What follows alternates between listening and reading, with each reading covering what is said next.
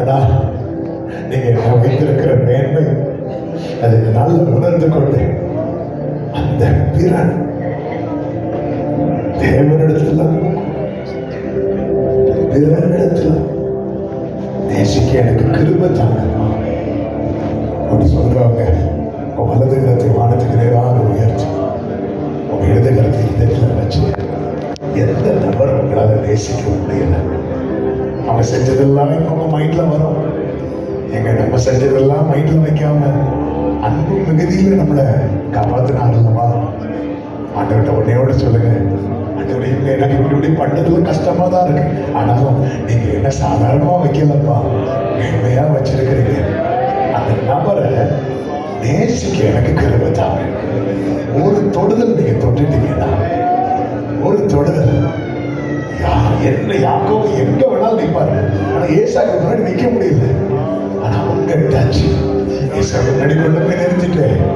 அந்த நேசிக்கிற இருதயத்தை கிருபையாய் தந்து நடத்துங்கப்பா, நடத்துங்கப்பா, அன்பு சபை அப்படியே நடத்துங்கப்பா. இந்த சத்தத்தை கேட்கிற சிறியோர் பெரியோர் ஒவ்வொருவரையும் நடத்துங்கப்பா. இந்த கசப்பு என்கிற வேர் ஒருவருக்குள்ளும் முளைத்து எழுப்பாத படிக்கு ஆவியானவர் ஆளுகை செய்வீராக.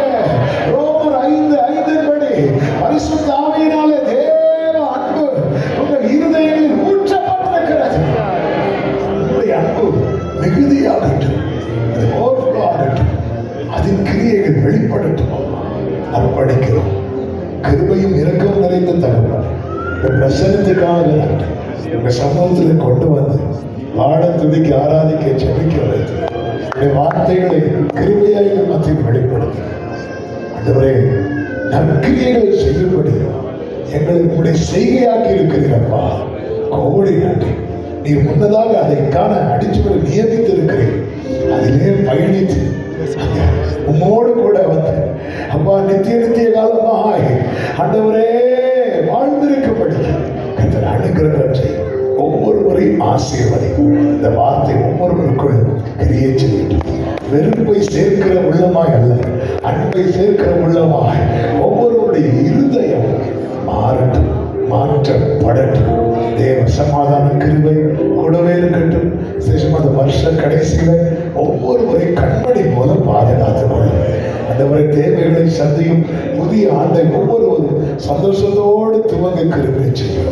நிலவீனத்து நிமித்தம் மற்ற காரியங்கள் நிமித்தம் வர முடியாமல் இருக்கிறவங்க இருக்கிறாங்கப்பா, பலப்படுத்தி சகாயப்படும்.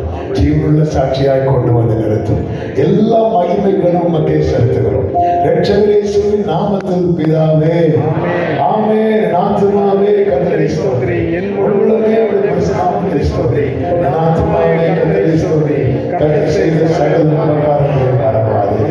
ஆமென். நம்முடைய கர்த்தராகிய இயேசு கிறிஸ்துவின் கிருபை, பிதாவாகிய தேவனுடைய அன்பும் பரிசுத்த ஆவியானவருடைய ஐக்கியமும் சிநேகமும் பாதுகாப்பும் நம் அனைவரோடும் எல்லா பரிசுத்தவான்களோடு கூட கர்த்தருடைய வருகை மட்டும் தங்கி இருப்பதாக. ஆமென். ஹல்லேலூயா. கர்த்தர் உங்களை ஆசீர்வதிப்பாராக.